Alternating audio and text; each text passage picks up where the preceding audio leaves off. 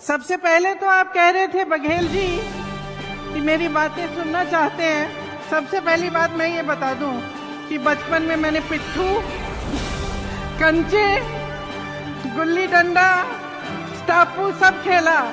और महिलाओं की मीटिंग है तो बहनें हमेशा लड़कों को हराती थी। आज यहाँ आकर मुझे बहुत गर्व महसूस हो रहा है। ये भिलाई है 1955 में पंडित जवाहरलाल नेहरू जी ने यहाँ जो स्टील प्लांट है उसकी नींव डाली। और आज जो भिलाई है वो इस पूरे देश के लिए एक मिसाल है। यहाँ पूरे देश भर से लोग आते हैं काम के लिए, एक साथ एकजुट होकर आप सब रहते हैं। और एक तरह से जो आधुनिक भारत है उसकी नींव यहीं पे डली। ये आपकी मेहनत, आपका जज्बा और आपकी पहचान का मिसाल है। देश की उद्यमशीलता और आत्मनिर्भरता के सपने का प्रतीक है। यहाँ खड़े होकर देश के एक एक वासी को गर्व महसूस होना चाहिए और होता होगा। यहाँ इस महिलाओं की मीटिंग में खड़े हुए और भी गौरव इसलिए होता है क्योंकि मीटिंग में मंच पर आने से पहले जब मैं यहाँ गई और मैंने एक एक स्टॉल देखा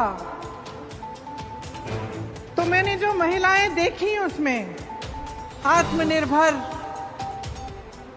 उनमें अपना आत्मविश्वास, साहस, खुशी से मुस्कुरा रही हैं कि सरकार ने उनके लिए कुछ किया है। और जो सरकार ने किया है उसके बल पर वो अपने पैरों पे खड़ी हुई हैं।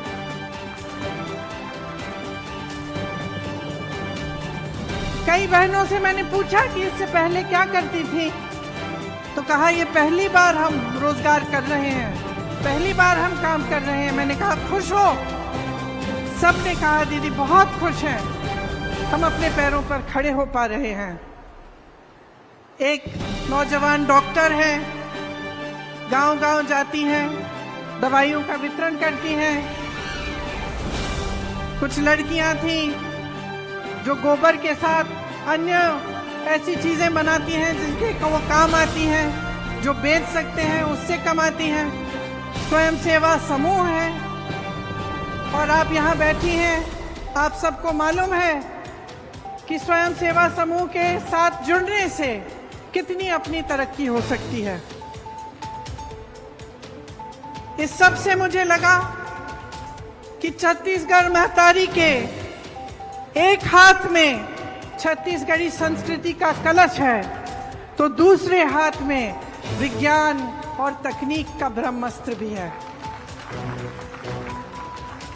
देखिए, गर्व इसलिए होता है क्योंकि अगर आप भिलाई को लें या आप इस सारे कार्यों को लें जो छत्तीसगढ़ की आज सरकार कर रही है, तो ये एक अलग तरह की राजनीति का प्रतीक है। हमारी जो राजनीति है इस देश की, उसकी नींव स्वतंत्रता संग्राम में डली। पंडित जवाहरलाल नेहरू के साथ ऐसे महापुरुष थे जो आजादी के लिए लड़े और उन्हीं के असूलों से, उस संग्राम के असूलों से ये देश बना। तो ये एक ऐसी राजनीति है जिसके नेता आगे भी देखते हैं भविष्य के लिए और साथ साथ वर्तमान को भी मजबूत बनाते हैं। मैंने खुद अपने अनुभव से ये देखा कि ये राजनीति क्या है। मैं आपको एक कहानी बताती हूँ। बहुत छोटी थी, 12-13 साल की होंगी। अनोखे लाल मेरे दोस्त अमेठी से आए हैं। अमेठी की एक बात है, मेरे पिताजी प्रधानमंत्री थे, उनके साथ मैं अमेठी के दौरे पे गई। आपको मालूम होगा वो उसका सांसदीय क्षेत्र होता था। खुद जीप चलाते हुए वो गए, मैं उनके साथ साथ बैठी थी। हम एक गांव में पहुंचे। गांव में हम उतरे और सड़क पर चलकर कुछ लोगों से बातचीत करने लगे।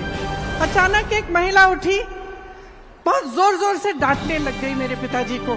तो मैं खुद चौंक गई, क्योंकि पिताजी से तो थोड़ा सा डर तो बच्चों को होता ही है, लेकिन उसके ऊपर से वो प्रधानमंत्री थे और मैंने ऐसे नहीं देखा था कि कोई उनको ऐसा डांट सके। डांटने लगी कि भाई मेरी सड़क है, पानी बरसा था, पूरी सड़क डूब गई है, उसमें तुमने क्या किया? और मेरे पिताजी उनको जवाब दे रहे थे। तो ये उस समय की राजनीति है जब प्रधानमंत्री तक नेता को एहसास होता था कि जनता के प्रति उसकी जवाबदेही है। गाड़ी में बैठे मैंने कहा बुरा नहीं लगा पापा? कहते बिल्कुल नहीं, ये मेरा कर्तव्य है और ये उसका कर्तव्य है, उस महिला का, कि मुझे याद दिलाए, मुझे बताए कि यहाँ ये समस्या है, इस समस्या को सुलझाओ। अब आगे आइए, तकरीबन 40 साल बीत गए, मैं बुढ़ी होने वाली हूँ। मैं उत्तर प्रदेश में काम कर रही थी। एक मोहल्ले के अंदर चली गई, एक महिला मिली, चूल्हे पे खाना पका रही थी। मैंने पूछा गैस सिलेंडर है? कहा है दीदी, खाली पड़ा है। मैंने कहा भर सकती हो? कहती नहीं भर सकती, पैसे नहीं है। मैंने कहा घर पे काम कौन करता है? उसने कहा कोई नहीं करता, रोजगार नहीं मिलते आजकल। मैंने कहा कमाती कैसी हो, कैसे हो? तो उसने कहा थोड़ी बहुत कांच की चूड़ियां थी, उनको वो जोड़ जोड़ के वो कमा लेती थी थोड़ा बहुत। मैंने कहा भाई मोहल्ले की क्या परिस्थितियां हैं? उसने कहा दीदी बिजली के खंभे हैं, बिजली नहीं आती, पानी की टूटी है, पानी नहीं आता, सड़क तो आपने देखी होगी खराब पड़ी हुई है। तो मैंने कहा वोट किसको दोगी? इसी विधायक को दोगी? क्या कहा उसने? मैं इसी को दूंगी।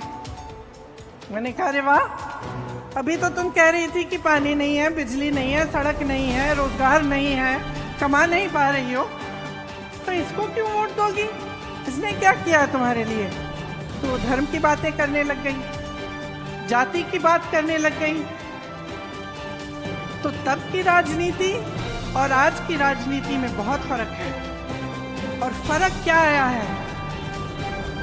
जनता जागरूक तब भी थी, जनता जागरूक अब भी है, लेकिन अब जनता के जज्बातों का इस्तेमाल हो रहा है। धर्म की बातें होती हैं, जाति की बातें होती हैं, और इसमें इनका राजनीतिक इस्तेमाल होता है। और इनका राजनीतिक इस्तेमाल इसलिए होता है क्योंकि जब आपका ध्यान उस तरफ होता है जहां आपके जज्बात है, आपका धर्म है, आपकी जाति की बात है, तो आप नहीं पूछेंगे कि मेरी सड़क तुमने ठीक क्यों नहीं की।